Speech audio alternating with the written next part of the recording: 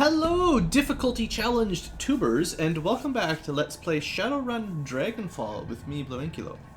So I want to talk a little bit about the game and sort of out of character for just a second here before we get back to the actual story. It's been at least a week since I've last recorded this game. I have to admit I was a little bit turned off by the last run. And I think that's mostly because I have it set to very hard difficulty. I'm fairly confident that I could make it through the game eventually on that setting. Like, we did win, and it wasn't like 3 out of 4 members were dead when we finished that last one. So I think it's plausible that we could make it through like that. But I found it very frustrating, and it felt like it wasn't fair. The aim of our characters compared to the aim of the enemy characters. I didn't feel like that was equivalent, and it wasn't as fun for me. So what I've tried to do, I don't even know for sure if this is going to work, because once you've loaded a game, there's no setting for difficulty. But I did a little bit of research online, and apparently if you change it at the main menu before you load your game, there is the very hard, normal option at that point. It should affect the game after you load it. Like, it's not like a per campaign type of difficulty.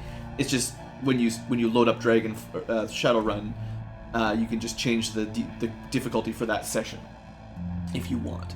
So I've tried that. I've set it back down to just hard rather than very hard. I mean, I thought Shadowrun Returns on hard difficulty was quite easy. Now, that could have been because of our build with the drones. It could be that Shadowrun Returns is simply an easier game than Dragonfall. I'm not sure how they compare yet. Or it's just very hard is way harder than hard. Anyway, I've tried to tone it down a little bit. If things seem to get really easy again, I will consider putting it back up to very hard. But I don't think I'm going to be as excited to record more and more play and record this game regularly if it just feels unfair every time I load it up. So with that said, let's head on back to our safe house, whatever we're calling it, just the safe house.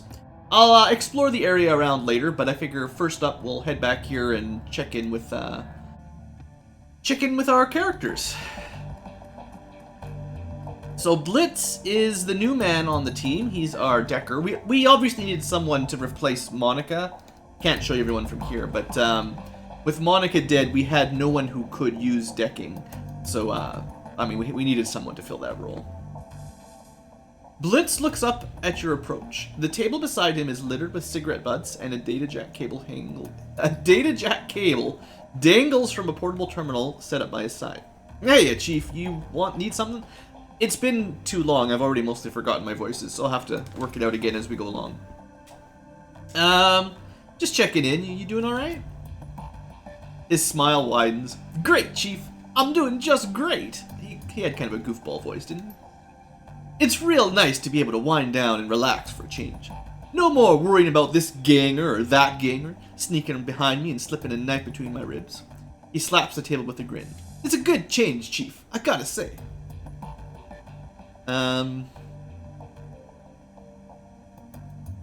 We can be friendly.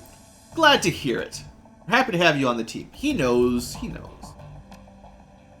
course you are. He gestures at himself with a flourish. What's not to be happy about?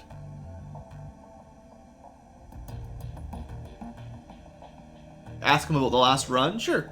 Any thoughts about that last run? Well, Chief, I wasn't around for most of it, but you got me out of that hotel, and for that, you've got my eternal thanks. Alright, any questions? Blitz glances wistfully back at the terminal on the table, then turns back with a sigh of resignation. I suppose, but try to keep it short, okay, Chief? I got things to do. Yeah, he kind of like that Johnny C guy from the last game. He probably prefers being in cyberspace. So, how long were you in Dragon, Kippa? I ended up there after the anarchist revolution of 39. I was just a kid back then, too young to realize how good I was, how much money I could have made working the shadows. He shakes his head, a wistful expression on his face. And so being young and dumb, I fell in with the gang crowd, and that was that.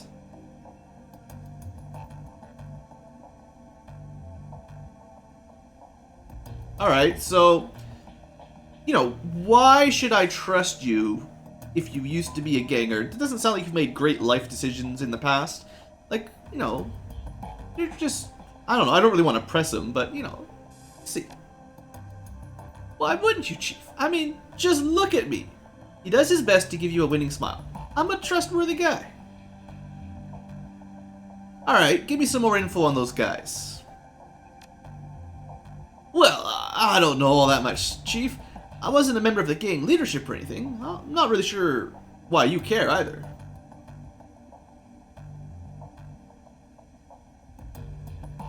Yeah, you know, I think Iger would approve, and probably the rest of the team, to be honest, too. I'm letting a new guy in. I want to at least, you know, at least spend a little bit of time questioning him and figuring out what he used to do before he joined up.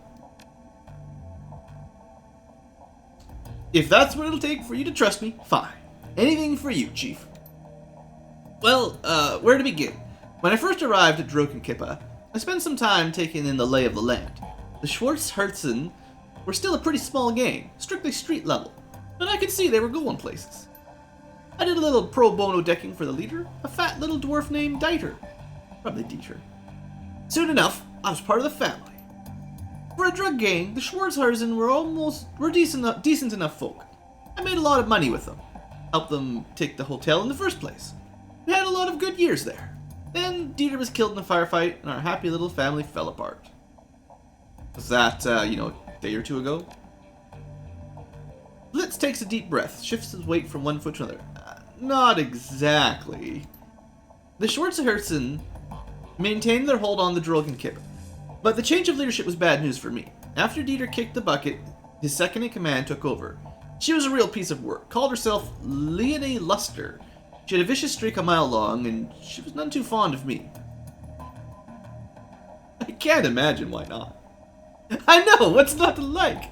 Maybe she felt threatened by my friendship with Dieter back before he ate the bullet. Or maybe she's just jealous of my rugged good looks. Who the hell knows? The point is, she went after me vigorously.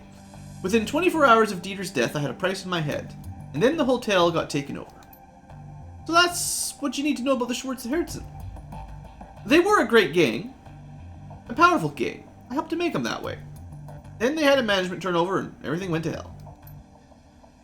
Blitz rocks back on his feet, his hands in his pockets. That's it, end of story. Anything else you want to talk about? Objection! Wait a second. That isn't it. There are some pretty big holes in that story. Come on, Chief, this is all ancient history.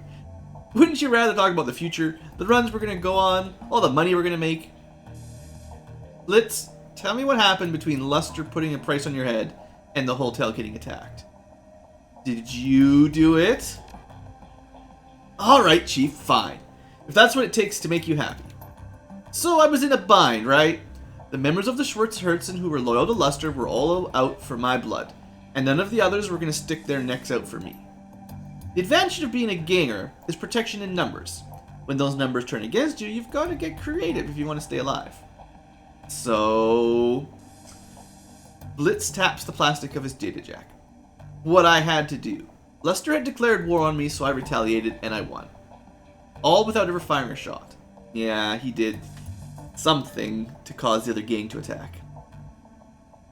Blitz sighs. You won't be satisfied until I spell it out, will you? Okay, fine. I hacked into Luster's computer and sent all of her information to a rival organization. Remember Frank from the hotel? He was my liaison. Well, he's pretty dead now. They hit Schwarzherzen, and they hit him hard.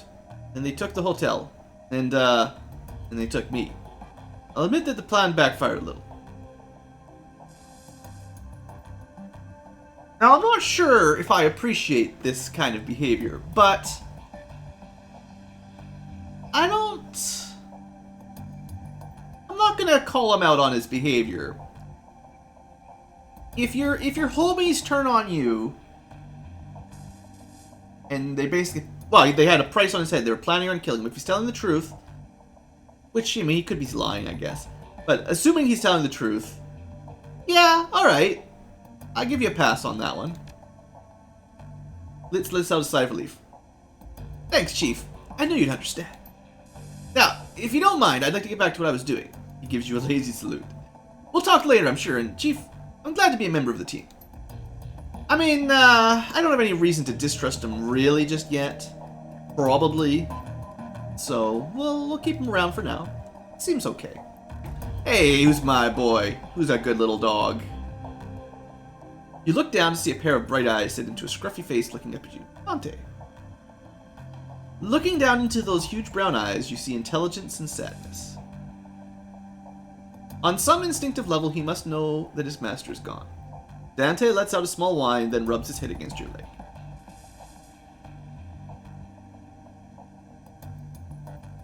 We'll worry about giving him orders later. For now, we'll give him a pet. It's just a good dog. Alright, do we talk to people right away, or do we go talk to Paul first? Let's try Dietrich. Hey, boss.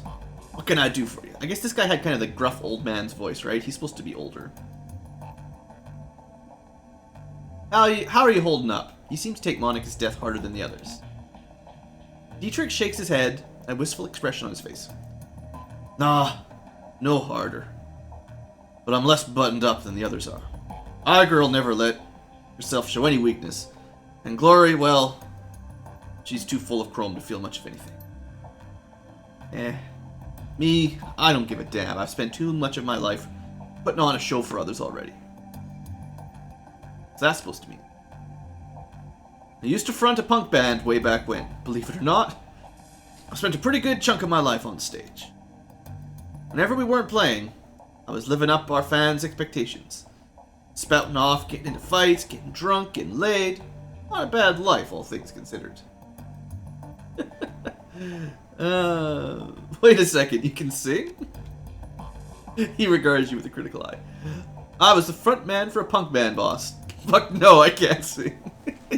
All he can do is scream. But I wasn't half bad at riling up a crowd.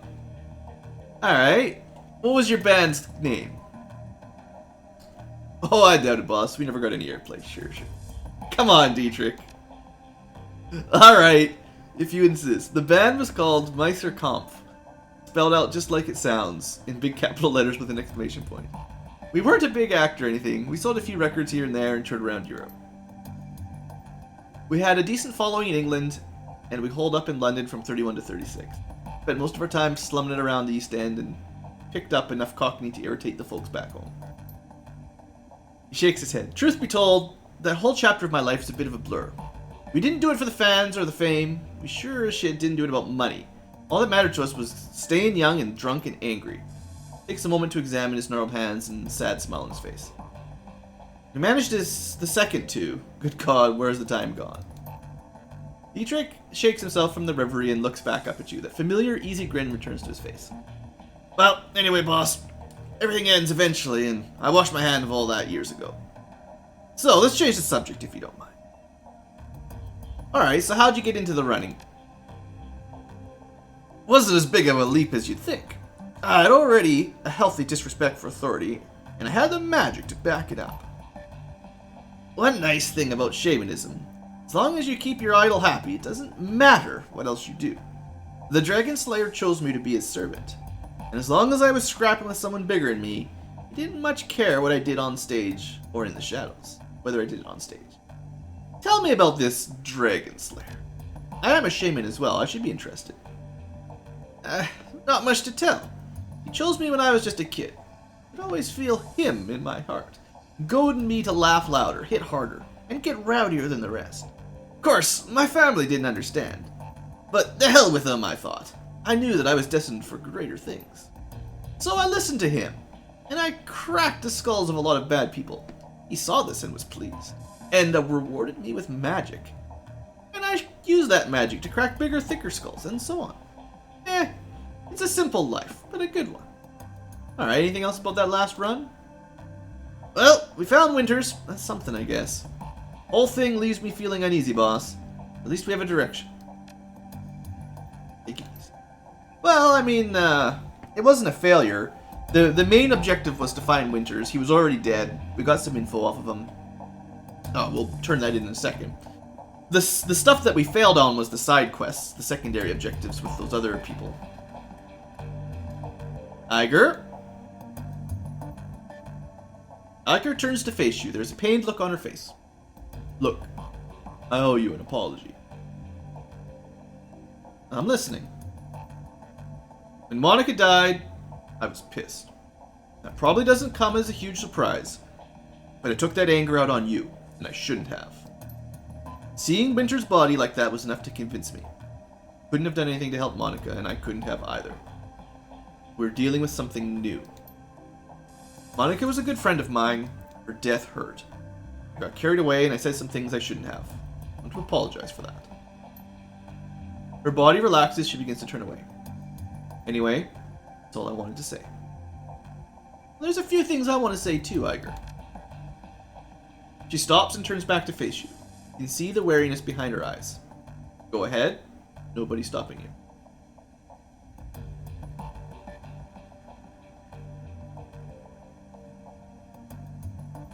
So how do we play? We could be pretty rude. This is like Renegade. This is definitely your Paragon option. I'm thinking we might play it a little bit hardcore. Remember, like, Monica's note for ourselves was you had to be firm with Iger to gain her respect. Honestly, this one might even be appropriate.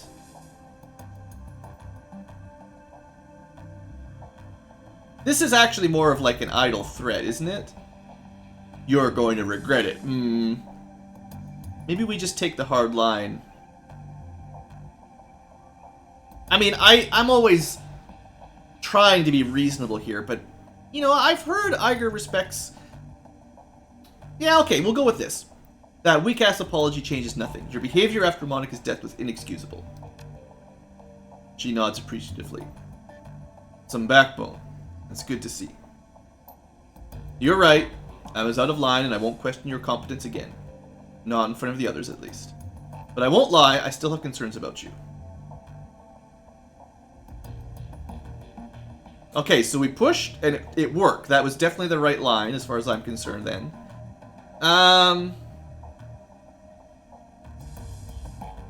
But we are supposed to listen to her, right? So, okay.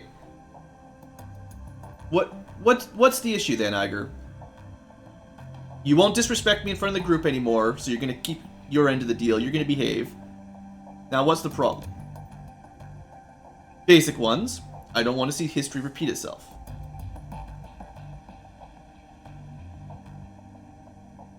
Well, I don't know what she's talking about. Some sort of history thing. So what's going on? What about this history? I'd rather not go into it, fearless leader. Let's just say that I've had bad luck with unexperienced teammates and leave it at that. She turns away. Should go, fearless leader. Got prep work to do for our next run. You've got more important things to do than watch me pack my gear. Alright, well, I still feel like we picked the right option because we did stand up to her. And she even appreciated that. What a good dog, follow me around. Dante, you're a good boy. I'm not going to tell him to stay put. Tell him to sit. He sits. There we go. Now you get another pet. Good boy. Alright, Glory. Glory's expression remains distant, but her lips curl upward into a hint of a smile. Lady Blue, need something? It's tough to voice act her because, like, she's lost so much emotion. Like, you have to have, like, almost monotone for her, I guess. So, everything alright? Never need to worry about me, Lady Blue. I'm fine. So, you couldn't have started running much more than 5 years ago, tops. What's the deal with the vintage chrome? That's not a story I'm interested in telling out of context. If you really want to get into it, we're going to need to go back. Way back. She stares at you with her cold, dead eyes. Not sure that you would want to do that.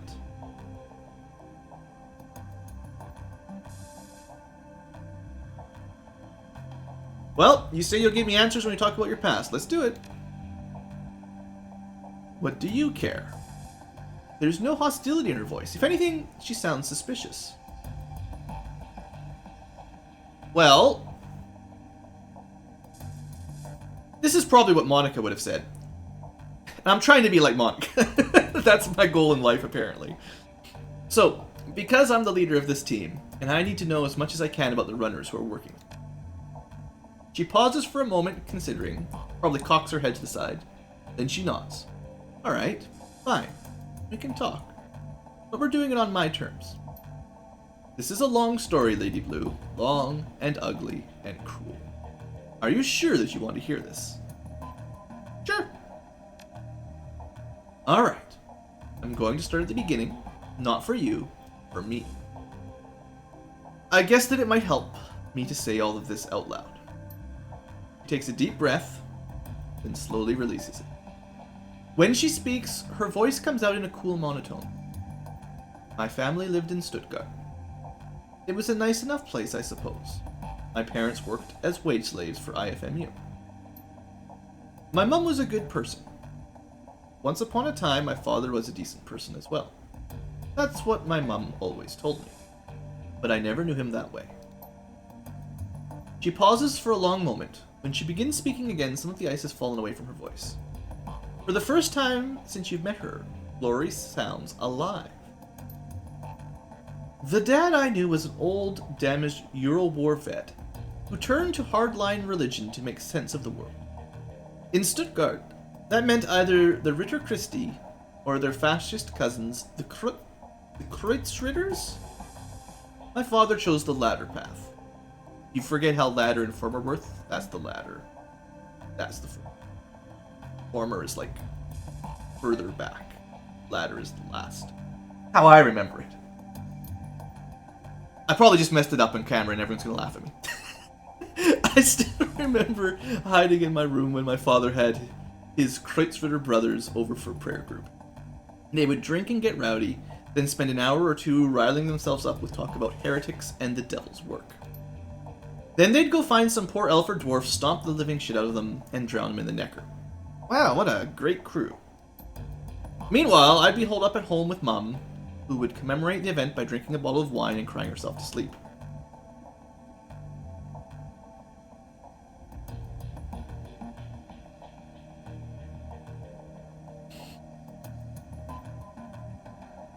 Well, they wouldn't be picking on...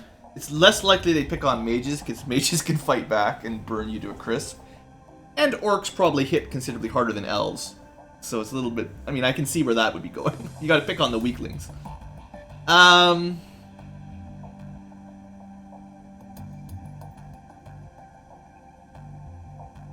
Yeah, see how they like pushing someone who can push back. That's not really my character, though, but yeah. I'm sorry, Glory, no child should have had to grow up around that. That's pretty rude. Thanks, Lady Blue. This is difficult for me. Thank you for making it easier.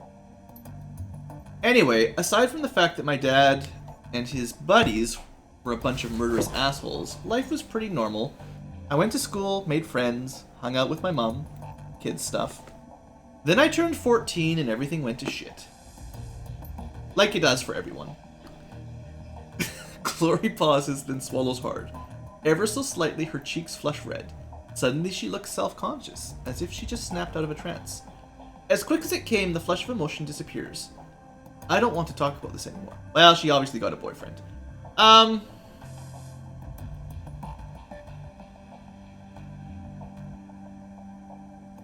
we're trying to help. I'm not trying to get entertainment value for her. For you guys watching at home, we are, but that's different. Alright. Airing this stuff out is clearly helping you to work through it. Yes, it is. Glory stares at you through cold, dead eyes. But I'm not going to be able to get through this in one sitting. You need to understand. She turns away from you, her movements mechanical. Now, let's get back to the job at hand, shall we? I mean, it kind of makes sense. We'll have to come back to her after every mission to get a little bit more of her backstory. That's fine. I was going to ask her about the job, but, maybe we got paid. Remember that data we got before? We got some money out of that. Right. We have 0 unread messages. Oh. Nothing new. And we've already seen that one. Probably nothing new then, or it would have probably said we had new, I was just hoping we would have gotten paid for the money the data we put on auction last time.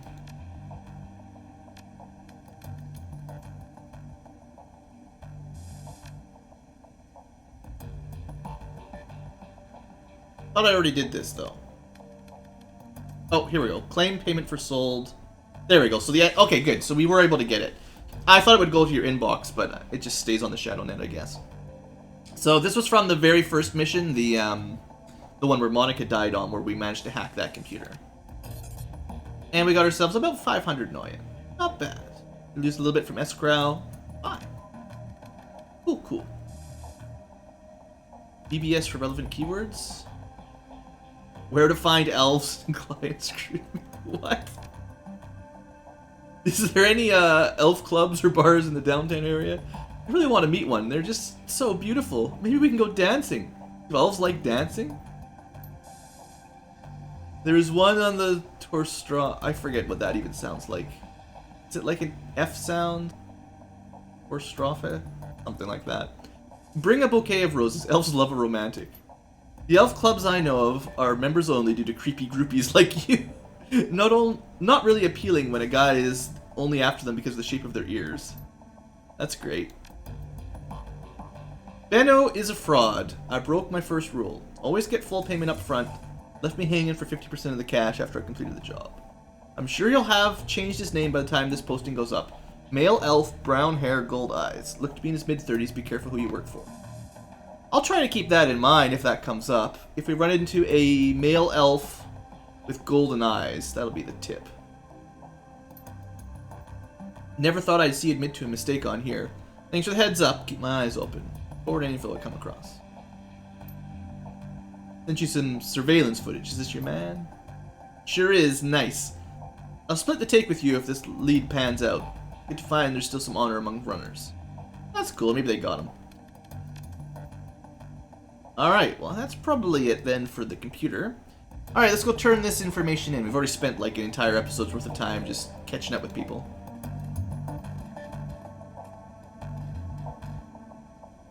News travels fast, Lady Blue. It seems that a small group of well-armed assailants entered Das Kesselhaus, hotel earlier today, and cleaned house, so to speak. If you believe the tale, the controlling gang was limited down to the last man.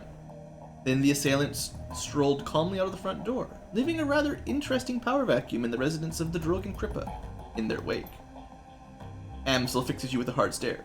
You wouldn't know anything about that, would you? I never have the right etiquette. I have 3 etiquettes. I think I've used one once. And that even sounds pretty nice there. Oh well. Let's go with, I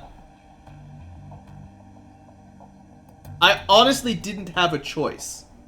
Like, I tried to talk my way through, and I tried to, like, find a way to hack in or something, but I didn't have a drone, and I didn't have the right etiquettes, and I didn't have any money, so I had no options.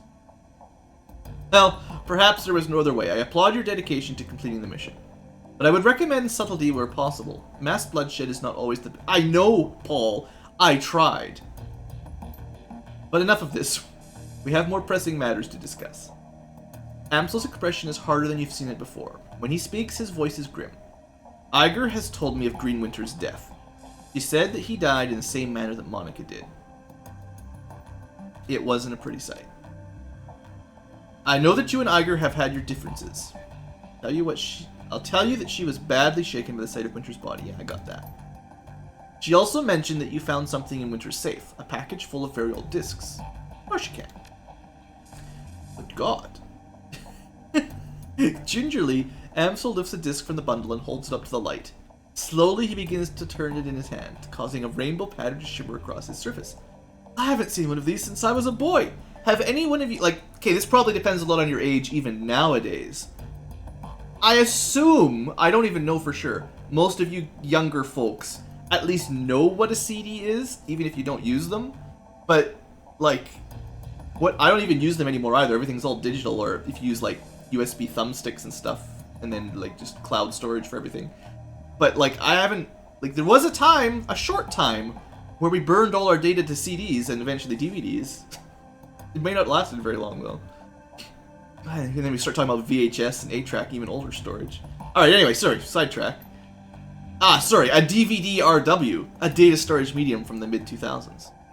I'm amazed that Winters was able to find a device that could play it. It's kind of like that with floppy drives. When I was in college, we had to hand in a few assignments via a floppy disk. But, like, you could buy the floppies, but then no one had an actual floppy drive that would run it because you'd stop finding them. So, it was fun. Good times.